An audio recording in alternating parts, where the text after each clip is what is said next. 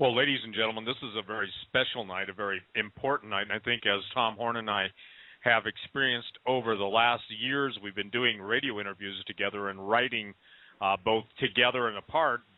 We find that the timing that the Lord places us on the radio is usually at a turning point in history.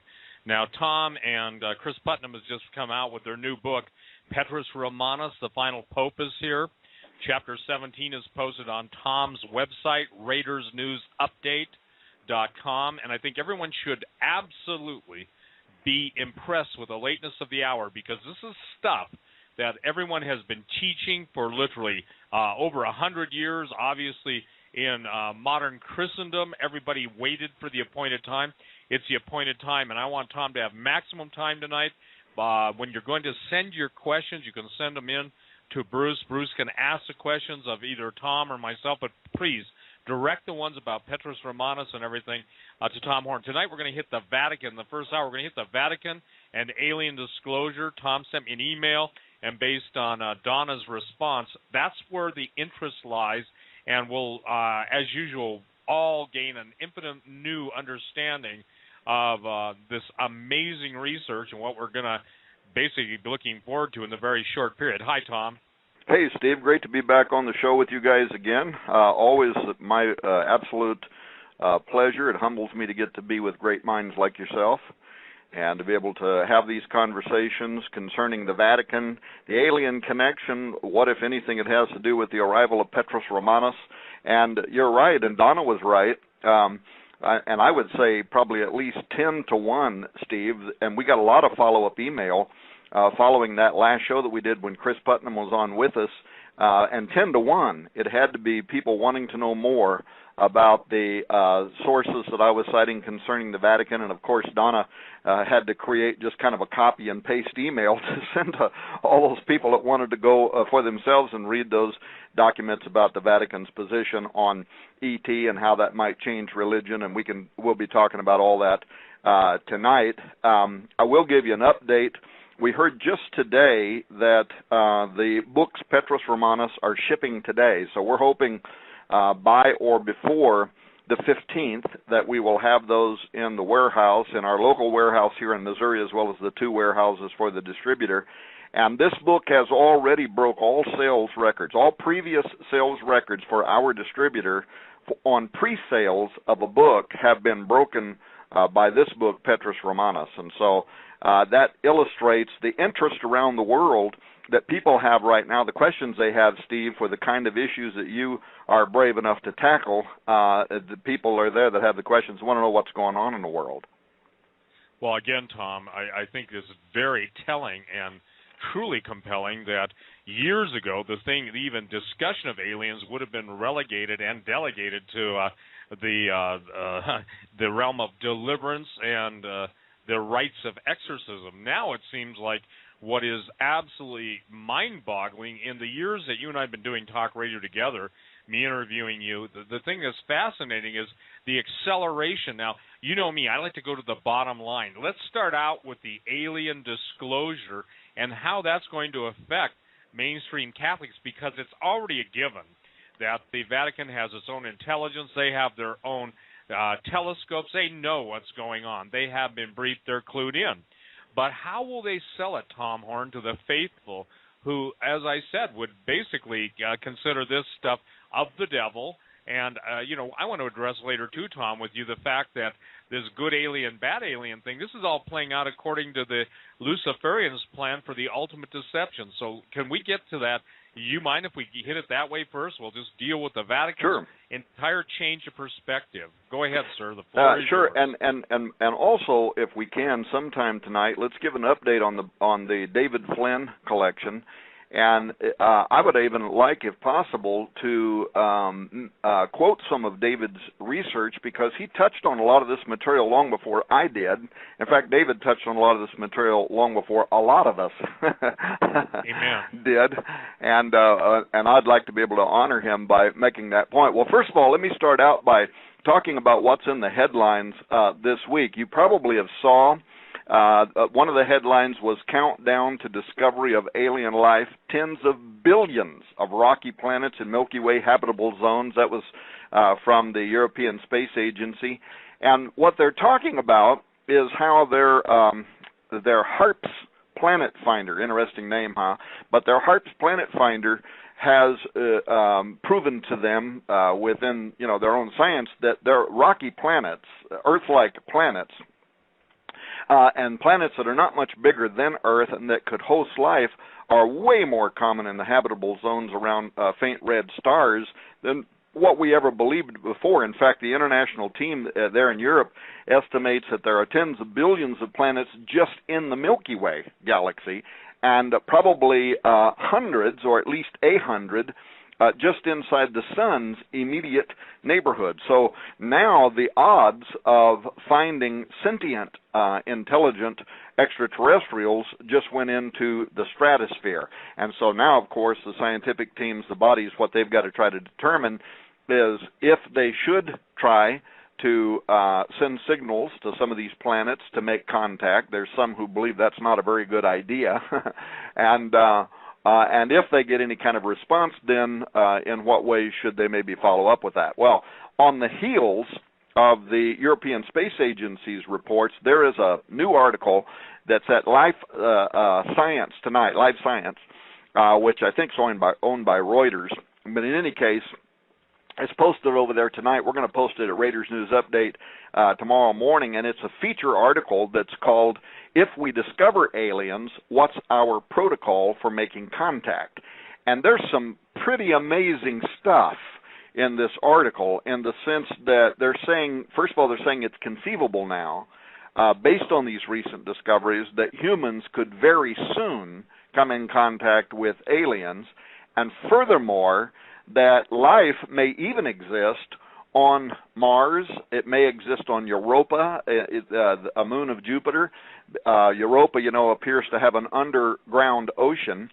And there is an astronomer from Pennsylvania State University by the name of Jacob Misra, who they quote in that article, and he's saying that there could be sentient life living in the underground ocean on Jupiter. So does this sound like the no-mo to anybody but me? And other possibilities he talks about. He says intelligent extraterrestrial beings may have traveled from a distant star system, and they've taken up residence in our solar system. They might, in fact, he says, be living in underground bases on Mars or the moon. Well, as I'm reading this stuff, knowing this is, this is Reuters, this is Life Science, this is not Weekly World News, right? It makes me go back to something I was thinking about earlier this year, and that is, what is the real purpose of Curiosity, the rover that houses the Mars Science Laboratory, that's halfway to Mars right now? In fact, Curiosity, I guess this last Sunday, April the 1st, reached a milestone in that it passed the halfway point. It's traveling at something like 10,000 miles an hour to the red planet. But it's going to spend 2 years analyzing Mars around its landing site, blah, blah, blah. Well, that's what we're being told. But then you get these people that are academics, and some of them are members of NASA's astrobiology team, and they come out with statements like that there could be sentient life already on Mars living in underground cabins. I mean, is this guy just a fruitcake? And if so, why is he, the spokesman for Life Science and Reuters News? Well, it's very interesting times that we're living in. And what does this have to do with Petrus Romanus? What does this have to do with the Vatican? I'll tell you something that I haven't talked about this on radio anywhere, Steve.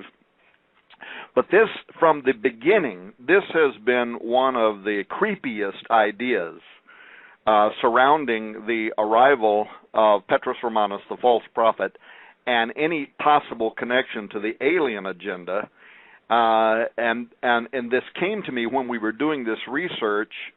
Was there, related to Malachi Martin's vow, that an occult ritual was performed in 1963 at the Vatican and the Target Chapel in South Carolina involving a woman for the purposes of pregnation, or possibly there was a young priest for the express purpose of instilling something within him or those priests that were there, but the whole purpose of it was to enthrone Lucifer over the Vatican, according to this Jesuit priest. And that all of that was connected in another book by Malachi Martin to a final conclave.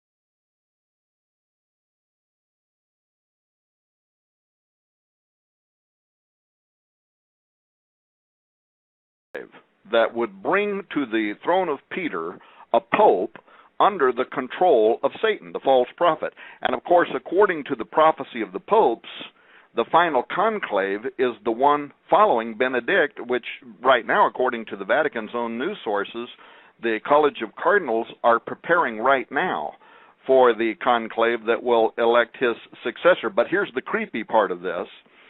Was in this ritual that Malachi Martin brought up. And if you read his books and his descriptions, there are parts of it that sound almost identical to alien abduction descriptions. You know how that some of the best researchers into the field of alien abduction have often made parallels to dark occultism, right? Absolutely.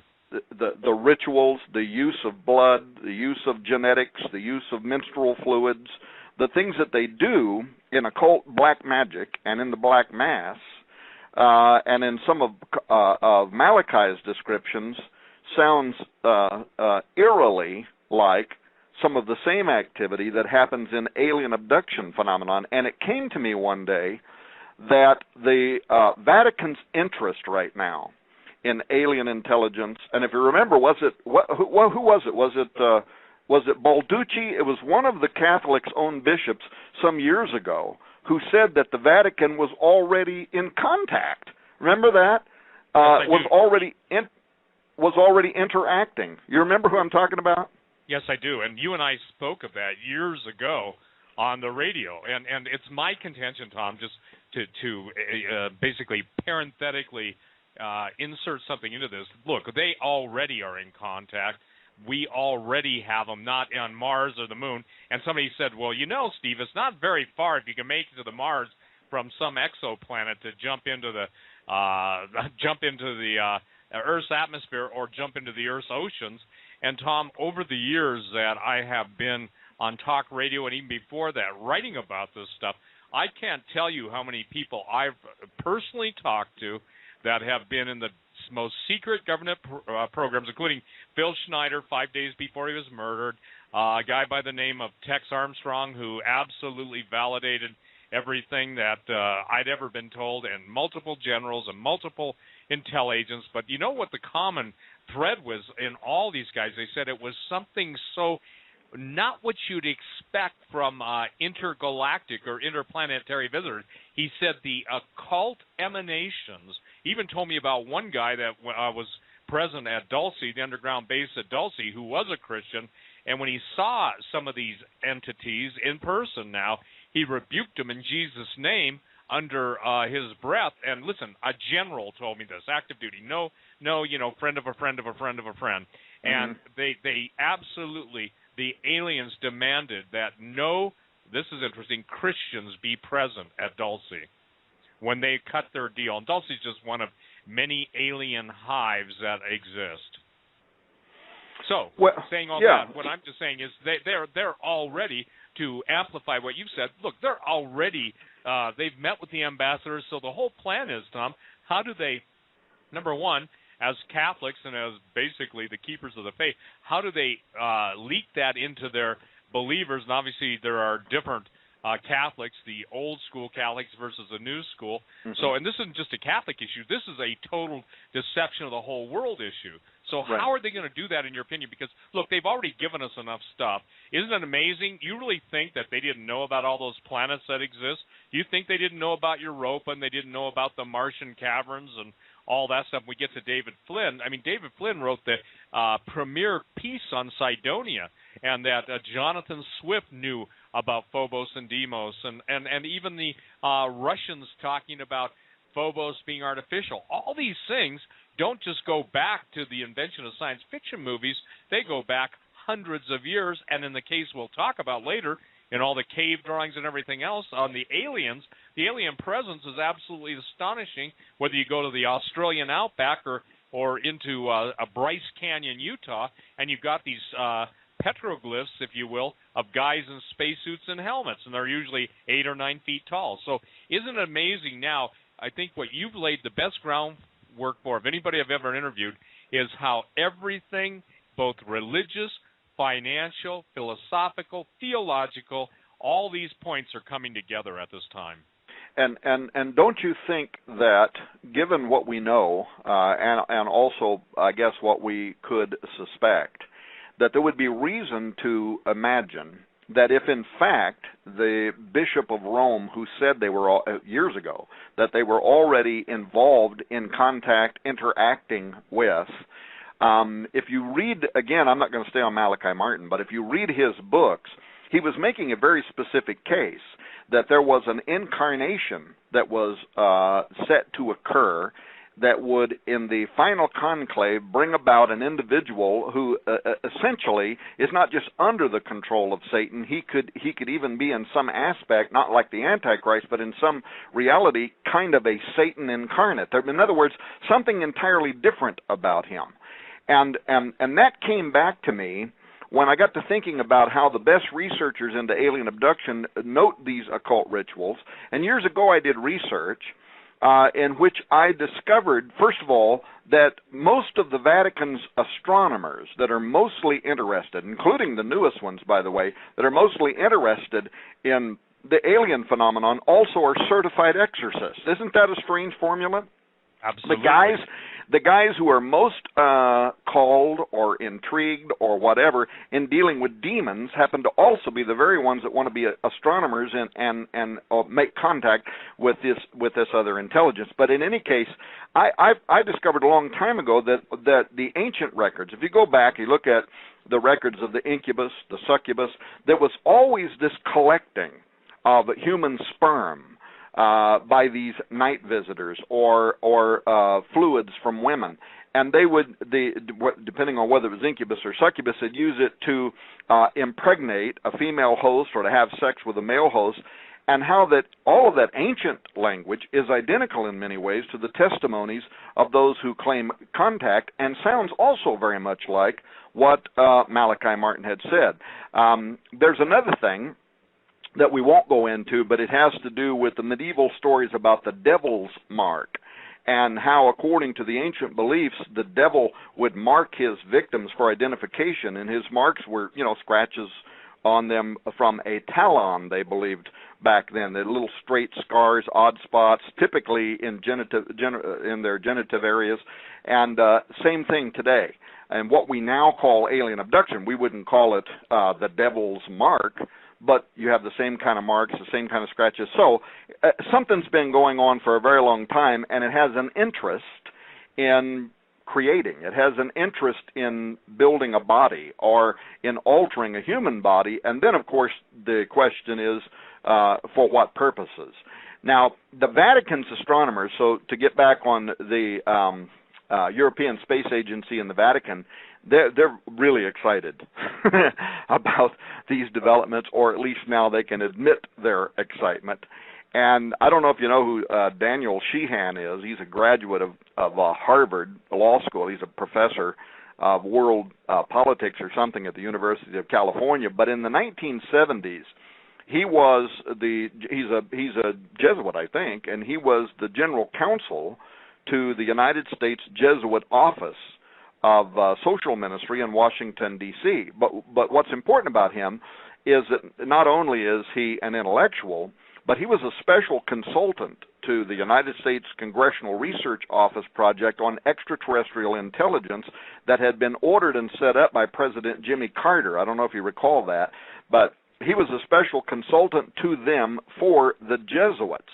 And now, with what the Vatican's been saying, between Jose Funes and all these guys out there talking, he's writing quite a bit, and he's reminding people that it wasn't very long ago, a couple of years ago, when the Vatican actually called together a bunch of academics at the Vatican for consideration of the philosophical and the theological questions posed by the discovery of extraterrestrial life. You remember that? It was, I think, 2009, and the Pontifical Academy of Sciences there in Rome, Italy, they convened this 5-day conference. There was something like 30 world scientists that went there to the summer residence of Pope Benedict XVI's grounds, and they in the Pontifical Astronomical Observatory.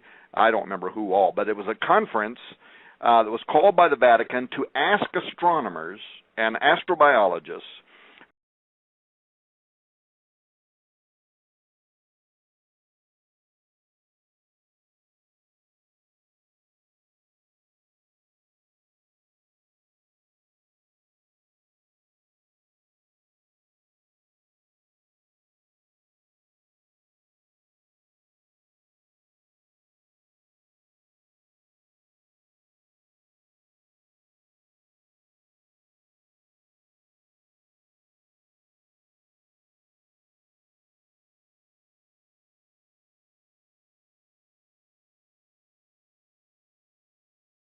from the United States, France, Britain, Switzerland, Chile, to present to the Vatican's philosophers and theologians, and actually even just a number of the members of the Catholic hierarchy among the College of Cardinals, to have them to present to those members of the Catholic hierarchy what is the mounting evidence of the existence of sentient life on other planets outside of the solar system. Well, now that's what the public understood this meeting was all about. But what Sheehan is saying, and he would know, is that the principal purpose of the conference was to actually indoctrinate, help, adjust, introduce the leaders of the Catholic Church to prepare for the reality of extraterrestrial intelligence, technologically advanced, non-human, sentient civilization that is in the universe that evidently some in the Vatican were aware of, but many others were not. It's protected knowledge, right? You need above security clearance. The Vatican basically introduced what today in the U.S. we call above top secret security clearance. But at the conclusion of that Vatican conference, at the time, the Jesuit director of the Vatican Observatory, Father Jose Gabriel Funes, he convened a press conference, and I remembered it, but I didn't realize the coded language that he was used that has now been brought out by Daniel Sheehan, in which he said publicly, he had a press conference. It was an official press conference at the Vatican, and so whatever he said would be official language. It'd be approved by the Vatican. And he said the questions of life's origin and whether life exists elsewhere in the universe deserves serious attention and offers many philosophical and theological implications. Okay, well, that doesn't sound like much to start with, but that the term theology was raised as a topic that would need to be reconsidered as a result of this new knowledge of extraterrestrial intelligence was consistent with 1 year before that, when he was quoted in the official Vatican newspaper, you know, the what's it called, the El Osservatore or whatever it is, Romano, and he was quoted as saying that if other intelligent beings do exist elsewhere in our universe and they are discovered by us, then they too will have to be considered to be part of God's creation.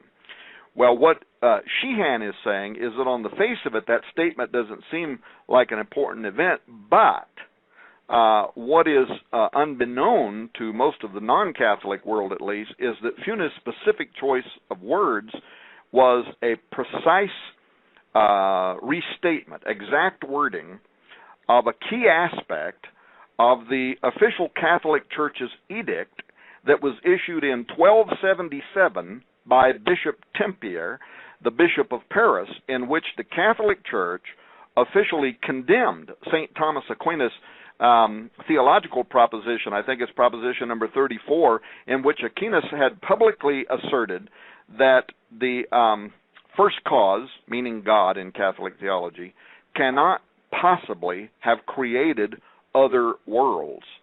That was officially condemned by the Catholic Church on the specific grounds that it would set limits on God's creative freedom and the idea that God might have other sentient creatures living in other places.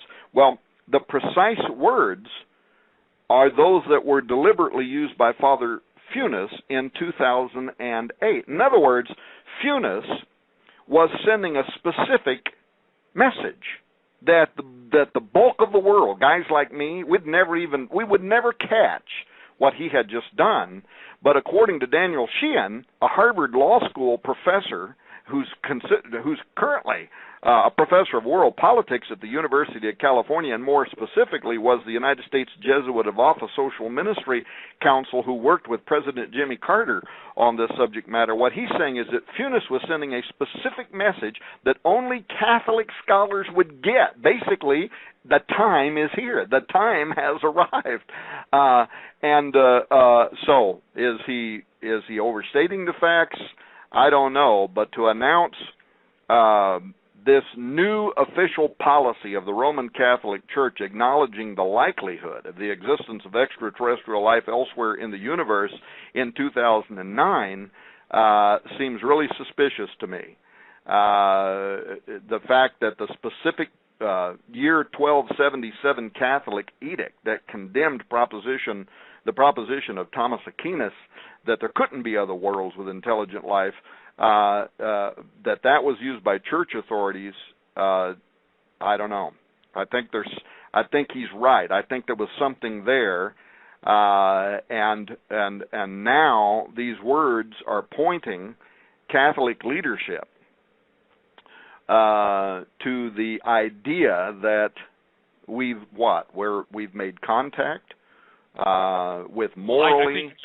I think it's bigger than that, though, Tom. I truly do.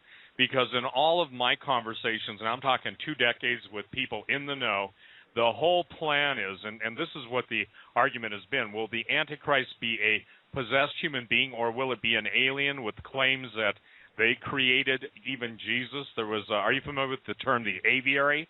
Yes.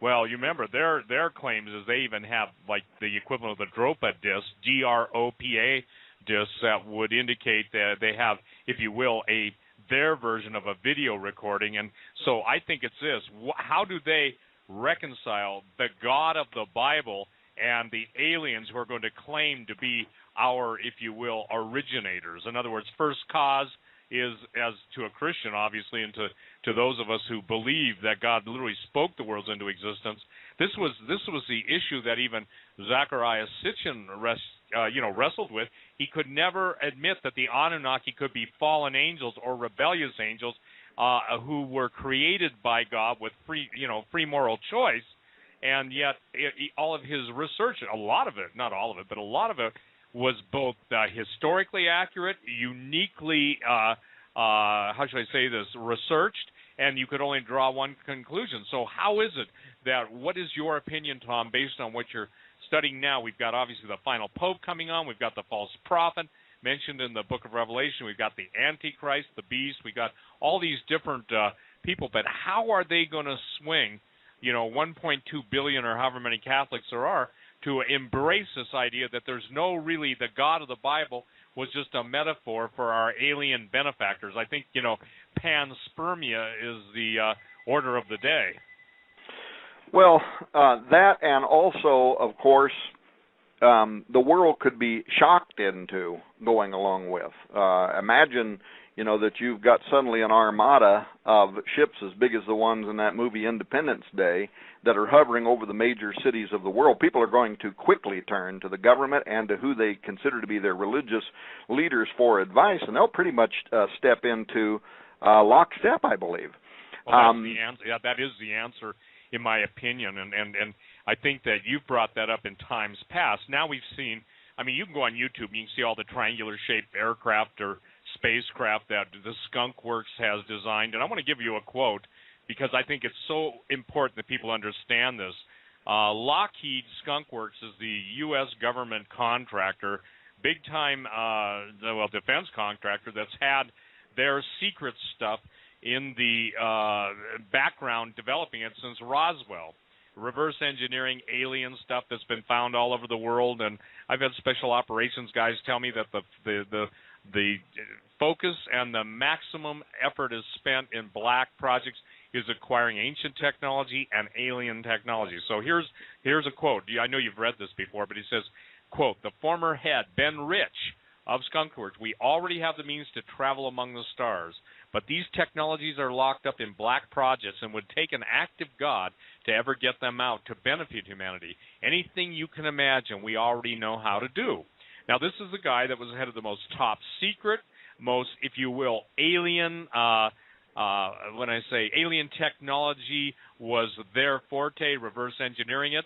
And interestingly enough, that was he died, I think, at the age of 69, and he died very shortly after coming clean with that. By the way, there's a video on YouTube of that entire speech. So given the fact that you said something critical, Tom, we're going to be shocked into it. YouTube's now showing base ships of horrific size that are basically drawing drawing their energy from the sun. NASA's stopping all of their video footage when anything of, let's say, this extraterrestrial origin shows up. And then we've got the Planet X block up. But all this stuff, here's what I want to say. I want to bring it into what you're talking about.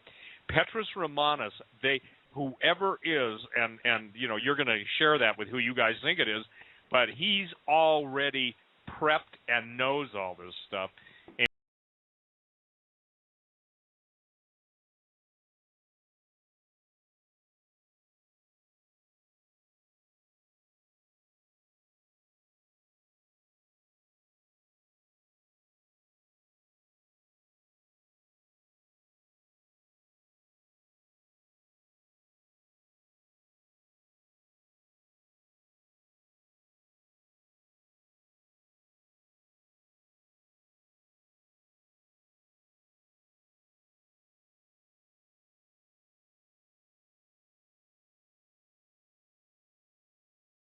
And if it's so, how should I say this, so time sensitive as you and Chris have put in your book, then I think everybody who's listening to this show worldwide had better get that, because they can actually follow the steps and the thinking then that with every new press release, it's like Tom Horn gets a new key to the mystery. Is that a fair statement?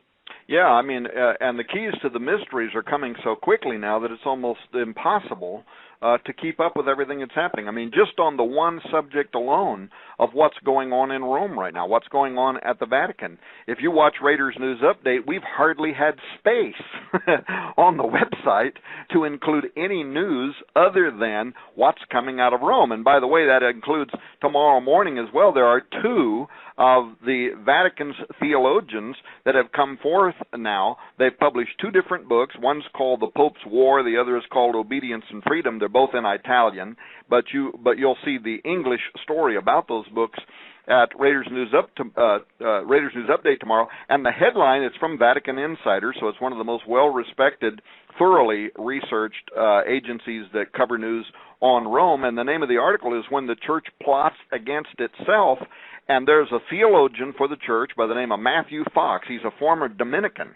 And he says that Pope Benedict XVI is the primary author of a plot against the church to systematically destroy the freedom of the faithful and enslave them to the magisterium. What he's saying is really important, because his point is that both when he was Cardinal Ratzinger and also since he's been the Pope, in these secret, whatever they have, these rulings inside the Vatican where they rule for or against particular kinds of theological positions, he has consistently ruled against the theologians who are in support of changes to the church since the Vatican II Reformation. So again, we're not going to talk about that tonight, but that came up in the first show, that there is something very mysterious involving Vatican II that is involved in what's going on in Rome right now. And now, for the first time, we find out that, according at least to this one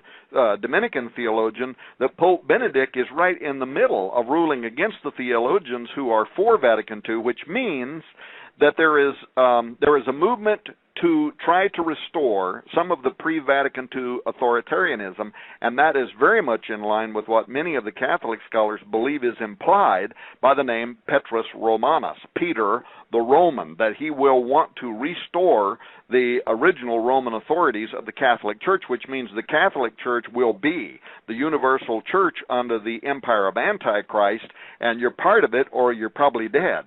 So that's the implication from it.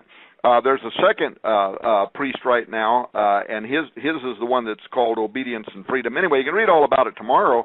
But so there's so much amazing stuff that's coming out of Rome right now, we can hardly keep up with it, and also report other things that I'm very interested in, like transhumanism, eugenics, what's happening in the genetics revolution, what's happening in prophecy in general, what's happening in the Middle East, what's happening with changes to the earth. It is a rapid fire. Well, when the Bible says that the time would come when the earth would literally reel to and fro, I mean, I had no idea that it would be such an explosion, such an acceleration, as Daniel said, of knowledge that people would be running to and fro. You can hardly keep up with it. Well, back to the question. That Funes said that that official disclosure of aliens was going to raise theological questions. That brings us to the next question, and that in what way will the Vatican, according to Funes and others, in what way will they suggest that our religious beliefs are going to have to be moderated, and evidently fairly soon, based on the disclosure or the revealing of alien intelligence? And there was something I did, and I invited you to be part of it a couple of years ago, Stephen. I don't remember why, but you couldn't be. But if you recall, in January of 2010, the Royal Society, the National Academy of Sciences out of the United Kingdom, they hosted representatives from NASA, the European Space Agency, the United Nations, the Office of Space Affairs from the United Nations. Anyway, it was their 350th anniversary celebration. And what they chose on their 350th anniversary to discuss was the detection of extraterrestrial life and the consequences for science and society. And if you recall, at the time, Lord Martin Rees, who is the president of the Royal Society, but he's also the astronomer royal, he's the one that whispers all the esoteric information into the Queen's ear, he announced that aliens could be staring us in the face in a form that humans are completely unable to recognize. Now, talk about how you could write a book. What was he talking about? And what we did at the time was, we wound up with 20 hours of interviews, and we interviewed everybody from Jesse Marcel to the original investigators of the Roswell event, to theologians, to Chuck Missler, and like I said, I invited you, and I don't recall what it was, but I think you were visiting with your daughter maybe or something in California or something. But in any case, what does he mean? They're staring us in the face in a form that humans are unable to recognize. Now, I asked that question, by the way, of James Hughes, who was the World Transhumanist Association leader. He's now the leader of the IEET, which is the #1 think tank online for the